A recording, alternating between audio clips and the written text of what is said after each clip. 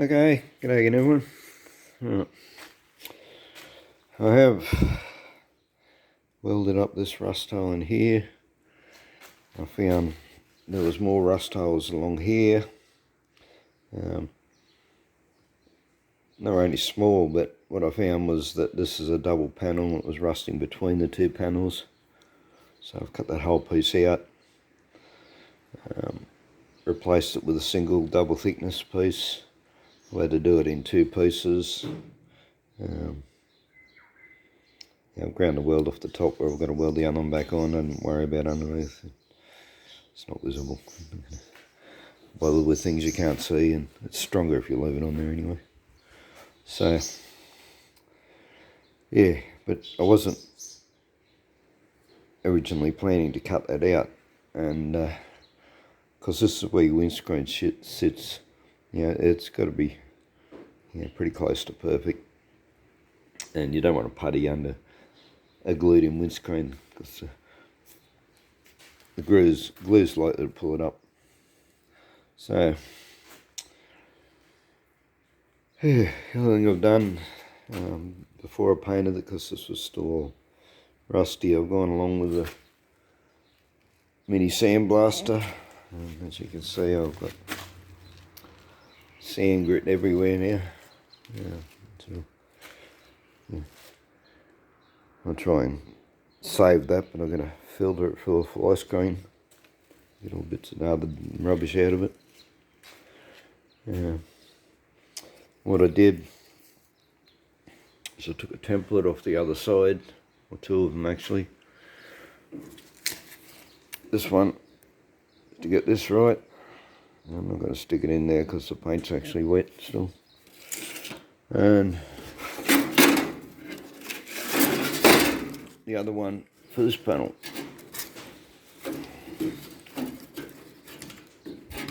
And what I don't have yet is, when I sit this on, this is actually high across the top here. So you can see I've had to cut an extensive amount out of that as well.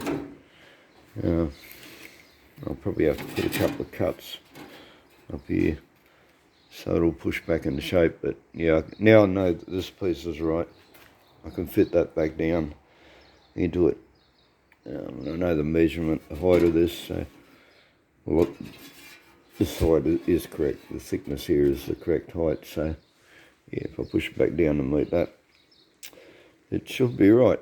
So yeah, so I'm just going to go along and scrub the paint off around the outsides.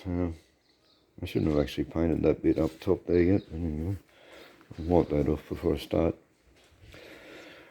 And after I've got it welded in there, I will get up through this hole here and I'll spray some more in there because it will burn off around the welded areas.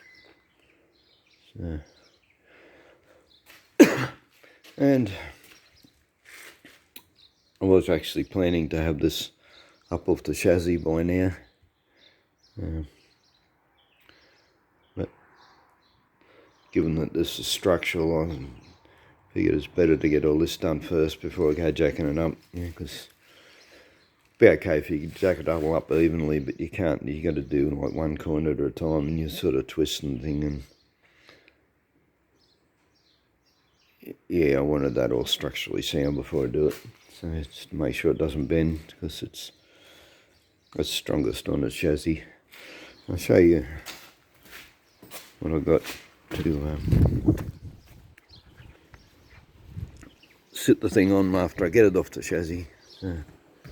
Yeah, my neighbour,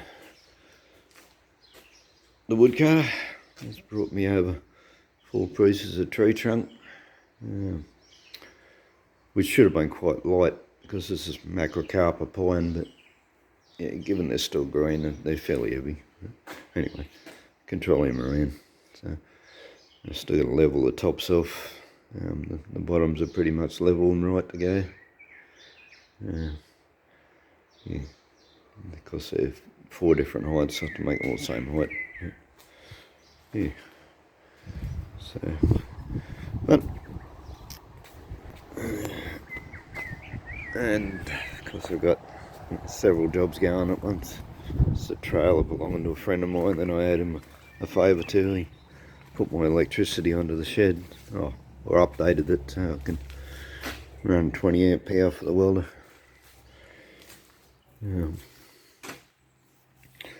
Yeah, so anyway, I'll get this piece welded back on now, and then I'll have to do the same to the other side. So,